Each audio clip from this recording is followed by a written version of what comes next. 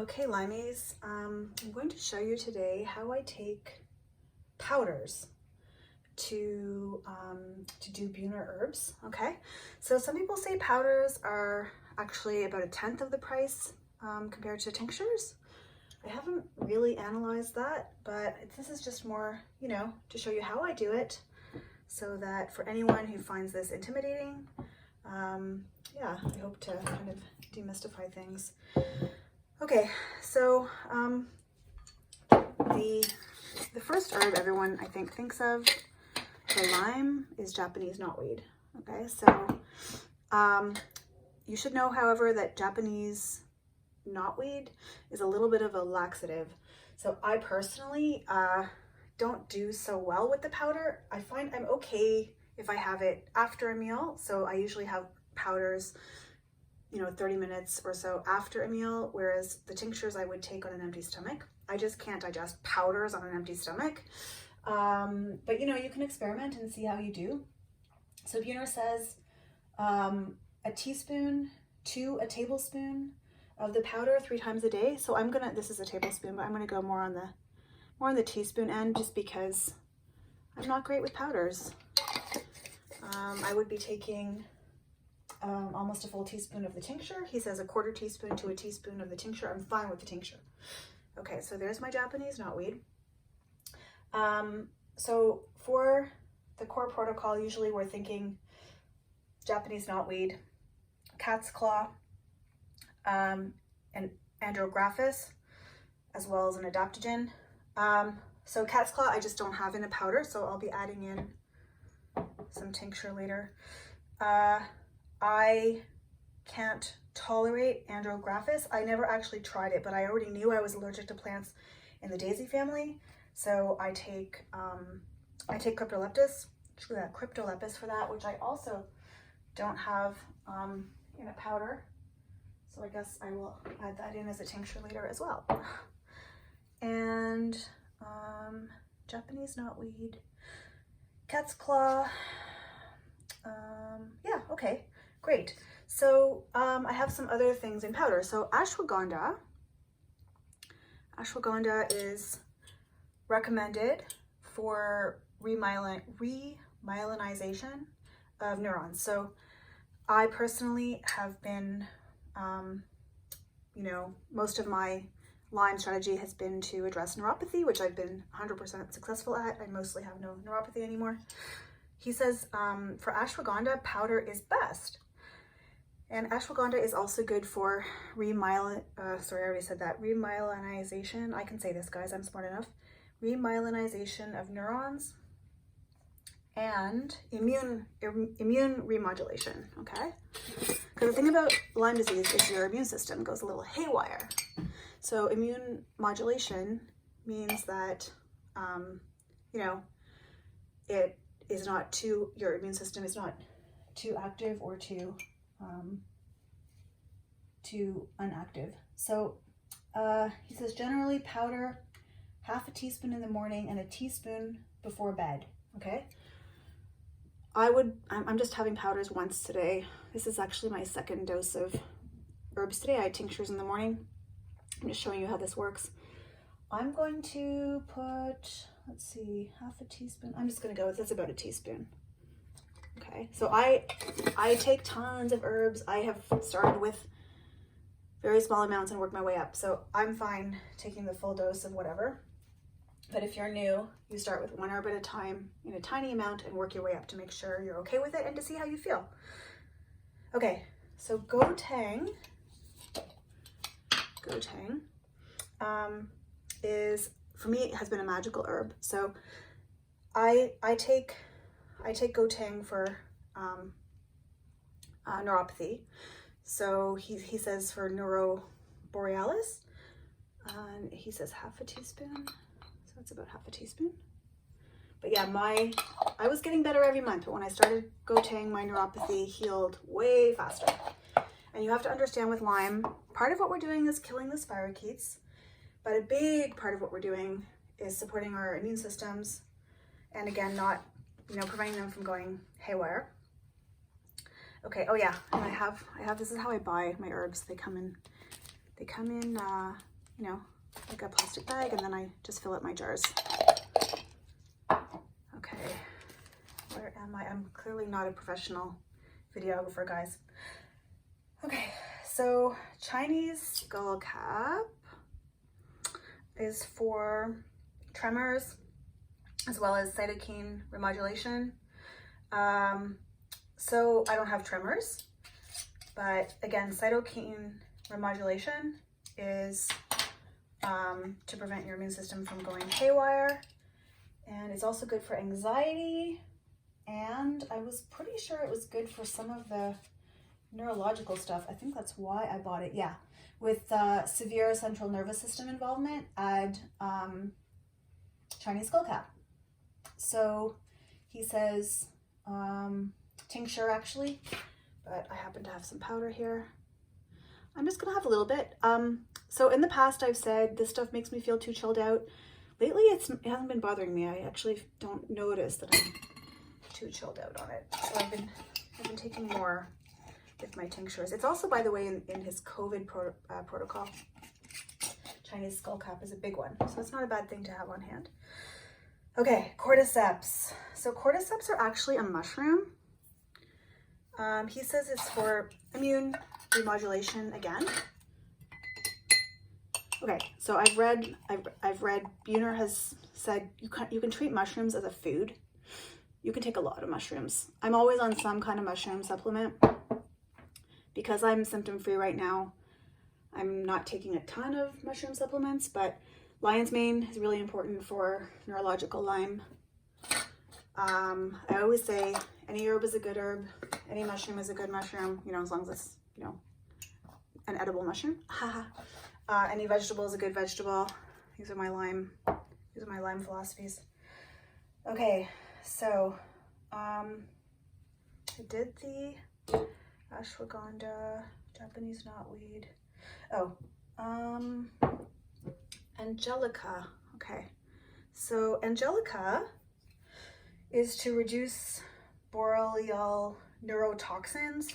So again, not a bad thing for people with neuropathy, but I've taken Angelica even in the past for actually PMS. This is a really good herb for me, I know. It's also in some anti-anxiety, what's the word I'm looking for? Anti-anxiety formulas, that's the word. So, you know, again, try herbs, see how they work for you. All right, so yeah, in terms of the amount, you can see I'm so not precious anymore about the amounts. I figure anywhere between half a teaspoon and a teaspoon is probably good. But yeah, he says a quarter teaspoon to half a teaspoon 3 times a day of Angelica to reduce boreal neurotoxins. All right, okay, now, as I mentioned, I didn't have cat's claw in powder, so I'm going to just put in my tincture, about half a teaspoon. And I also didn't have an anti-spirochetal in a powder, so I take Cryptolepis as my anti-spirochetal. So Cryptolepis has been shown by Dr. Zhang, Z-H-A-N-G, at Johns Hopkins, to be the most anti-spirochetal, to kill the most spirochetes in vitro. So because I can't take Andrographis, I just on my own started taking this, and I think more and more Lymies are taking it now. So if you do take Cryptolepis, guys, this is really important. Please, you start with 1 drop. This is an extraordinarily strong herb. This is the only herb that I've ever had, like, you know, that's ever knocked me out flat. Yeah, I've done very well with herbs. Some herbs give me headaches. I've learned that, like, for example, red sage root, I can't take that. Turns out it's also in the daisy family, so that makes sense. It gave me headaches. Red root gave me headaches. But this never gave me any headaches. It's a very strong anti-spirochetal. So yeah, so I take about a quarter teaspoon, but I did work up to almost a full teaspoon when I was on my super aggressive kill Lyme in my super aggressive kill Lyme stage. Okay, and then an adaptogen. So you always want to be on some kind of adaptogen if you have Lyme, but especially like for people who, you know, are stressed at all. Excuse me, like I work full time. So I love rhodiola. He says to alternate between rhodiola and eleuthero, which is Siberian ginseng. And normally I only take this in the morning, but it's not that late in the day, so I'm gonna go ahead and have some just to show you how I do it. So, then you're kind of gonna make, like, add a little bit of water. This is just how I do it, guys, and make a paste, okay? So I'm adding a bit of water.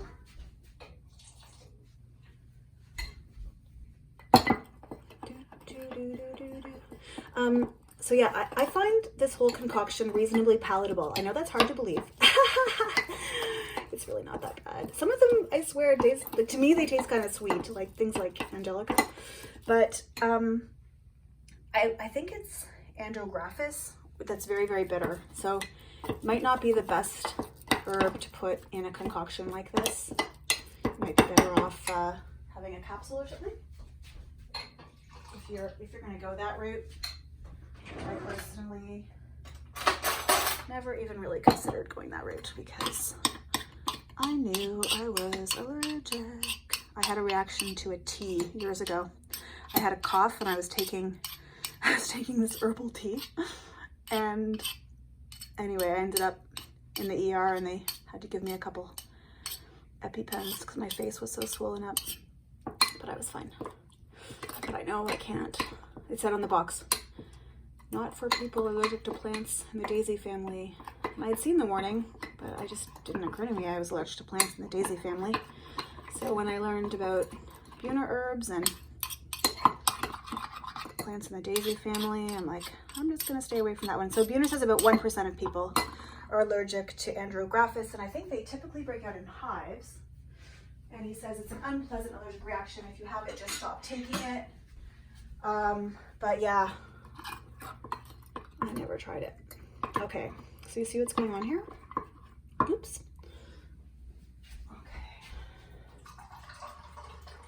So I'm just adding a little more water. So I know it seems weird to drink something like this, but it's medicine, right? It's medicine. It's plant medicine. It's not supposed to be pleasant. It's very earthy. That's the flavor. Just adding a little more water.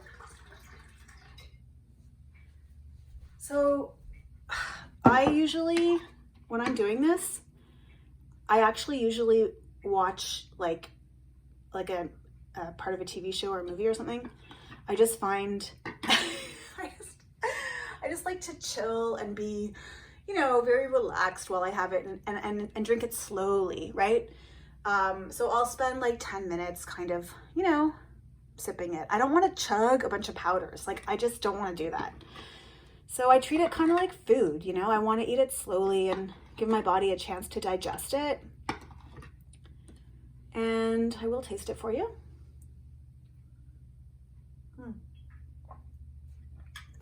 I know. I really don't mind it.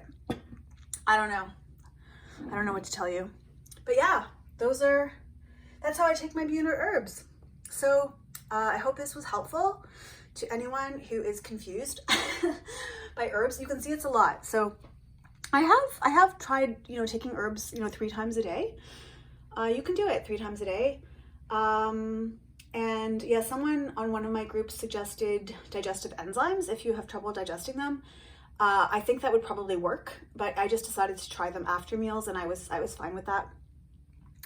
I do find the tinctures simpler because I can drink them faster. But some people, even Buhner, will say, you know, again, some of the herbs he recommends in a powder, he says either will work, powder or tincture, but you are getting the whole plant benefit of if you take powders. Yeah, like, I don't know, definitely cheaper for people on a budget. And yeah, I guess you know, you do you, and you can, as you can see, mix herbs, powders and tinctures. And I hope, yeah, happy happy healing, I guess is what I want to say. Happy healing to all of you.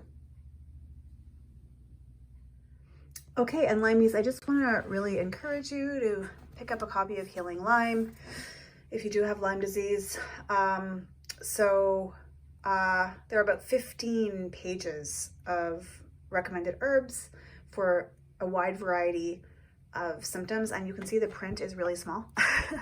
So yeah, 15 pages of herbs categorized by symptom. So whatever symptoms you have, there's an herb for it.